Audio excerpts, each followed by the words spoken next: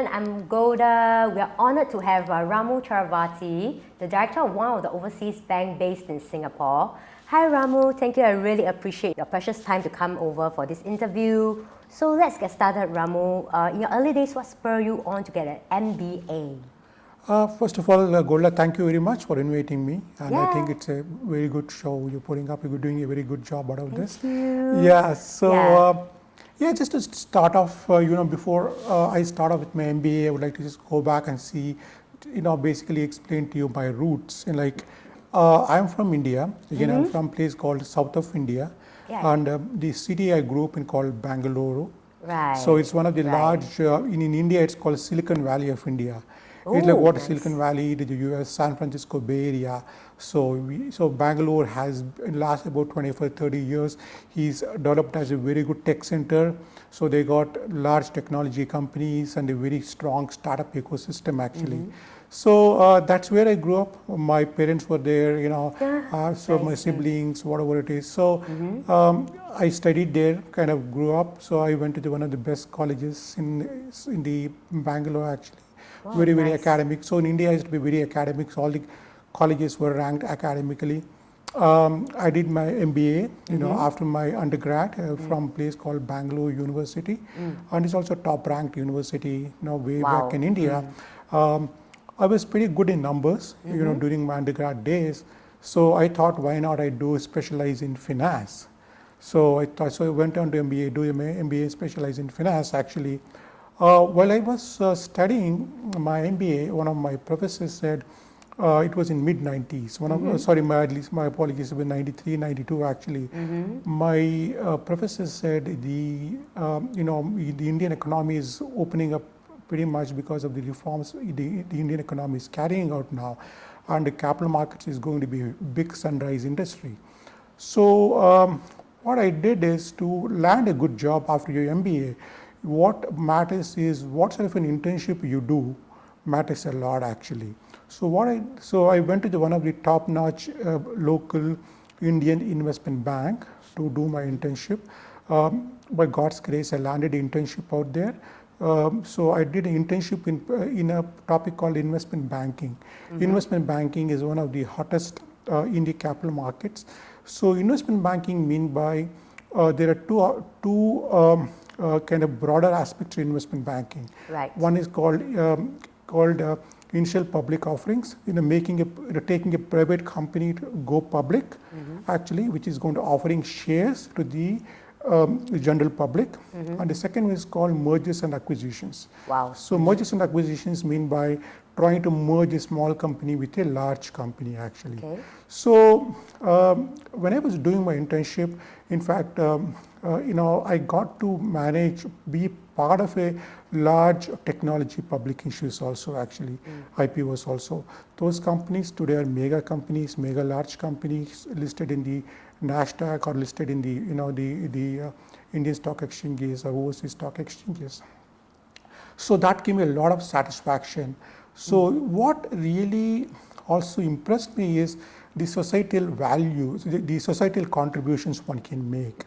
So if I, indirectly, when I'm managing all these public issues, I thought I will basically also contribute towards the general public in terms of investing. The general public also invest in, will subscribe to this kind of shares, these stocks, and they also pretty much, grow their investments also.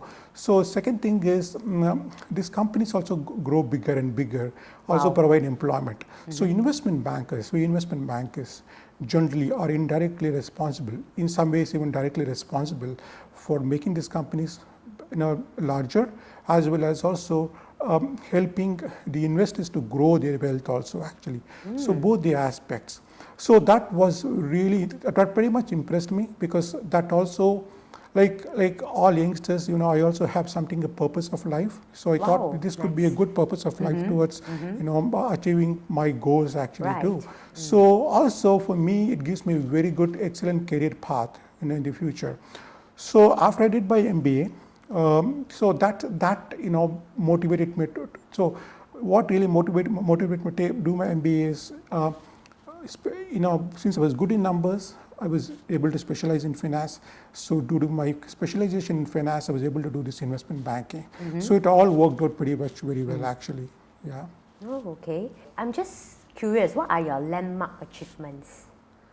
I would say, yeah, see, landmark achievements in the sense you never want to, you never think about, what you want to achieve out of it. You just want to go through the process, actually. Yeah, so landmark achievements, some of the companies which, when I landed my job with one of the top American investment banks in India in the mid-90s, I thought, we had a best brand in the world, and we could go to the best of these very successful entrepreneurs, to basically convince them why you should do a public issue, why you should basically sell your company. So given all this, a lot of these companies, last, from say mid 90s to late 90s, the companies whom we has got collaborated with, all these companies have done very, very well. They become large companies. Now they become mega large companies. Some of the entrepreneurs have become just from not being a millionaire to billionaires. Wow. So I think, so that gives me enough satisfaction that, look, I was part of Empowering, this. yes. Yes, empowering actually, yes. Do you have any setbacks in your career? I don't say I got a setback in my career because the career was progressing very well because I was hardworking pretty much, and I liked what I'm doing it. So they say there's some famous saying like, what do you want to do? What are you going to look forward to as soon as you wake up in the morning? I definitely look forward to my work. It's a huge blessing for me to look forward to my work. So I think for me. Given all this, the biggest satisfaction comes from doing the process itself, actually, for me. So but the setbacks. So I didn't have any setbacks. I would say everything was pretty much challenging. So we used to walk a difficult path. So that was a pretty much there has been delays. There has been some of the deal flows which we were trying to do didn't work out, actually. I think those were the setbacks within the job. As such, the career progressed pretty well, overall, actually, I think. That should, Because I noticed, from your first job, you later landed a job in major American bank. Would you say that it is like a breakthrough for you? Yes. I think I was very fortunate enough actually to do that because I basically, during my internship, I connected with a lot of right people actually. During those days, our financial capital in India used to be a city called Mumbai, which was in the western region of western region of India actually. Right. So that's where a majority of these banks and investment banks were based actually. So given that my internship connections, so I pretty much well networked, so I just landed a very good job out there. Yeah. From then on, how do you manage to get an overseas posting? I'm just curious. I think, pretty much I just thought, okay, let me experiment going out of India because always thought there'll be much more work doing actually. So I thought I had friends in Australia, everywhere. So I thought I'll basically take a bet in Australia, and I moved to Australia also. So it was, I heard a lot of good things about Australia, so I moved to Australia in Sydney. So it was a pretty good move. I had a lot of good connections out there, and a lot of my friends. I had a lot of good friends out there actually. So it was a pretty good move for me. In a sense, then the most of the action used to be in the U.S. actually. One fine day, one of my managers in this large American bank, I got transferred from India to Australia in this large American bank in Sydney. So one of these managers in the Sydney office said, hey, look, there's an opportunity to go to Silicon Valley. They're actually looking for an Indian origin guy to go to Silicon Valley actually. I said, fine. I just threw my hat in the ring and I was there. So in Silicon Valley. So Silicon Valley culture works very differently. Because most of the ecosystem is very strong in the startup world, and also they had a very successful large companies. So this American bank used to manage a lot of the stock option plans actually. So the stock option plans pretty much had a lot of senior executives. They wanted to monetize those senior executive stocks actually and diversify into a global asset allocation strategy. So anyway, so that was the kind of a mandate. Also, we has to have a very, very active investment bank, take this active investment bank to large startups who want to do their IPOs and mergers and acquisitions. Yeah, so yeah, it was a pretty exciting journey. Yeah. It's pretty exciting from what I hear. So having to work in different countries, can you share the experiences share the differences in the experience among the countries you have been to? I think, yeah, so each country is kind of, for me, it was a great experience. It was been a positive experience, I would say. I think, just to see what it is, since I was born and brought up in India, India offered me a lot of grounding in terms of its cultural values, in terms of, it made me very comfortable because I was in my own comfort zone in India. Right. So getting out of India and going to a different country, yes, it threw me slightly out of my comfort zone, but it's been a great experience in terms of, whichever country you go today, it's very multicultural. And you'll find Indians, the Asians, and you'll find pretty much Europeans from all parts of the world.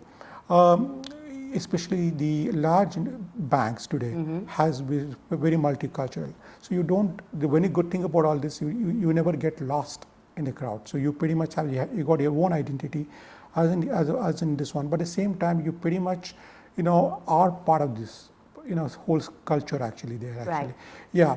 I thought Australia itself, just coming to Australia now, Australia itself is a very different system in terms of how they manage, everything, even though they have a very good, solid, very advanced, corporate culture, technological advancements, everything, even though the market share is pretty small, it was very highly efficient, very robust in terms of how they conduct their businesses actually.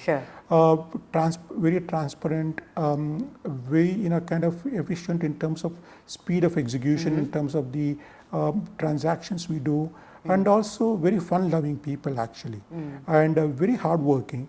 At the same time, they're pretty fun-loving people. I think the Australian system, social and it's more of a kind of, the whole system is a little bit more socialistic system also. So that makes people much more reassuring in terms of they're getting a free healthcare system, in terms of their this one. So I thought Australians' attitude towards work and life is extremely well balanced. I thought culturally, I thought Australia is a great place to be in. So it was very good. So when I moved to the US was all about business.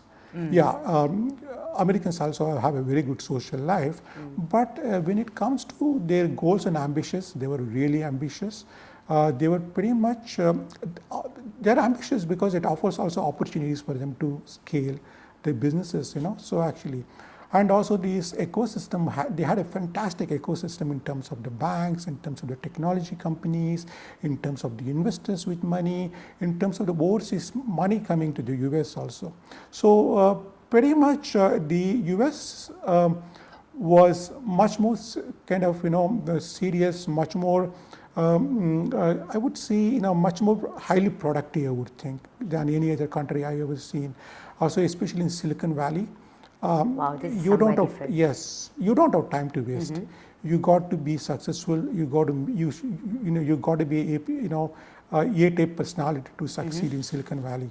So the kind of connections I made because of the company's brand I had, in the back of me, it was amazing connections I made. The amazing kind of experience I also had in terms of the kind of people I met, the conversations I had, the way they basically take their companies, grow their companies right from ground zero to all the way to becoming an IPO company, being very successful. So not having anything in the bank account or going to be a billionaires actually. So I think it was a fantastic learning ecosystem, very, very vibrant. Yeah, they also chill out just like Australians, but I think Australians chill out much more better than this one. Right. Yeah. So yeah, it was a different experience. Yeah. After about 15 years of working experience, and there's this part where you return to India. So do you kind of miss home? I returned to India because I have a mother who is in Bangalore, in south of India. So she was not keeping well. She had health problems. So I thought, okay. And we also, at some point of time, we also wanted to take our children at some point of time to give them good experience in India. So that also was one of the motivations. Of course, the biggest motivation is to shift for my family, for my mom. So Sure. we moved to India back again.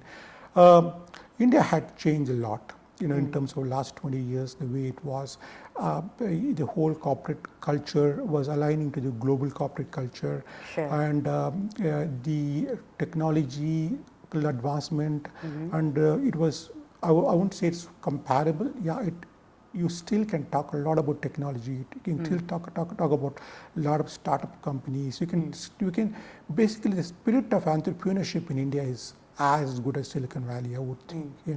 So especially in Bangalore, where I come from, so the spirit of entrepreneurship is very, very strong out there. People are still, they were ambitious, they were driving, they were also global product solvers, in the sense, global solvers, like for example, they used to go, develop products which had a lot of opportunities to solve problems around the world actually. So Silicon Valley, so that was really recharging there, especially Bangalore, Mumbai, Delhi, all these, major cities had a very good ecosystem actually. Yeah, it was a good move, but at the end of the day, due to some personal reason, I moved to Singapore too, because Yes, the India's, I was not still, honestly, I was not able to manage my lifestyle to India, so I moved to Singapore actually. Yeah, we noticed you have like a triple masters. And what motivates you to get another MBA?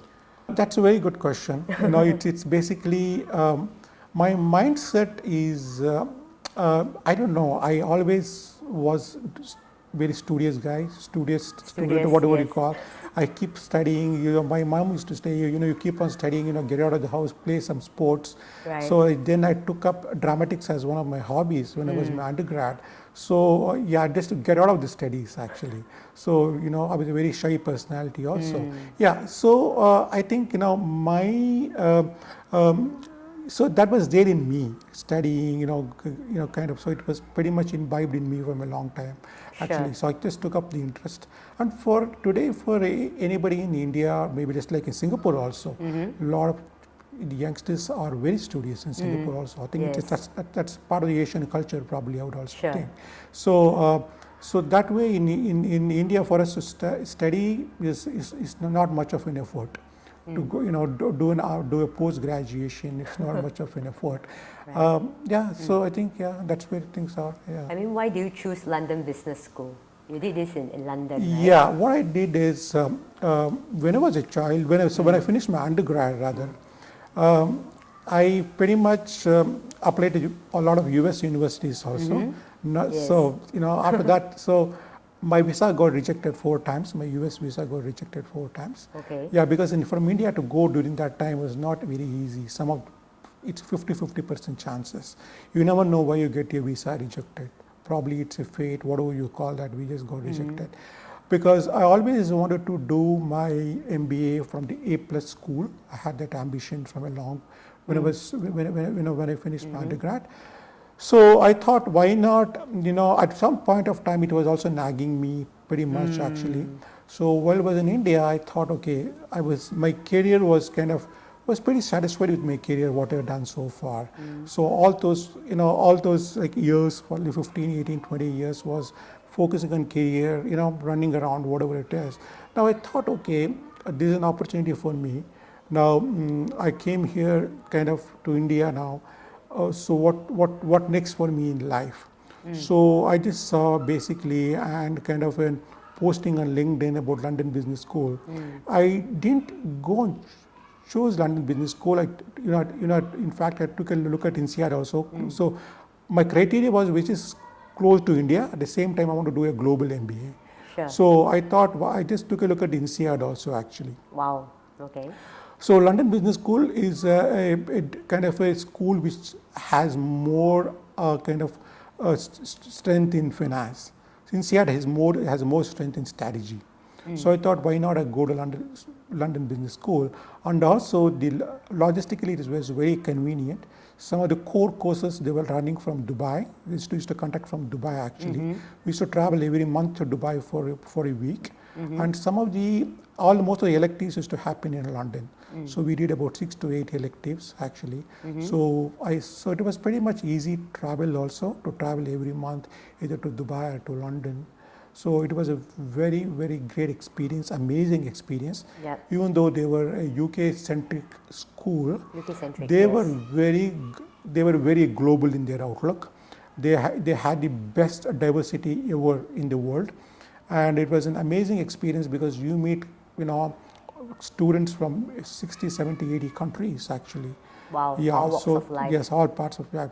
I seen some of them even traveling from Africa to London. Nice. So coming attending classes. So it was a great experience. It's like the whole world gathered at one place. Yes. The whole world is one place actually. Right, yeah. So they were also more American in outlook than being European in outlook. They had all combinations. They had the best of the professors from the US top universities, as well as they had the best of the professors from the Europe actually. So it was and few of them from one of the top Indian business schools also. So I think pretty much it was a great experience. So that's one of the reasons I thought, okay, so it is a very satisfying journey. Now I'm pretty well satisfied that I got a, degree, MBA degree from a A+ school in the world actually. Yeah. Yeah, so what's the difference between the MBA you took in your early life and also the recent one? Early life school MBA was pretty much both were a very good quality education actually, very good MBA programs, had a very high level quality. But the MBA earlier I took was more academic, was more textbook driven rather than case study driven. Those days it was more textbook driven. A lot of foundation course and advanced courses you do is more textbook driven. There were very few case studies. As the US schools and the European schools was more case study driven. In fact, I never studied a textbook in London Business School. Everything was case study driven. Everything had a huge class participation. So again, the one more thing is diversity. So if I go to a business school in a particular part of the world, let's say if I go to a business school in the US, you would just have very, very American kind of a bent of mind out there. But if you just go to a business school outside the US, which even today a lot of top quality business schools are there in India also. So so they also emphasize on diversity. So they also emphasize on case study method. So I thought so difference is it was more academic, but here it was academic but yet very case study driven actually. Is there anyone that you like to mention at the back of your mind that has played a significant role in your life? I don't. A lot of my superior senior managers, they play a very good role. They play a very good role in my life, fortunately. They play a good role in your life because you should have a positive attitude yourself, actually, towards them. So once you show your own positive attitude towards them, they will definitely are forthcoming.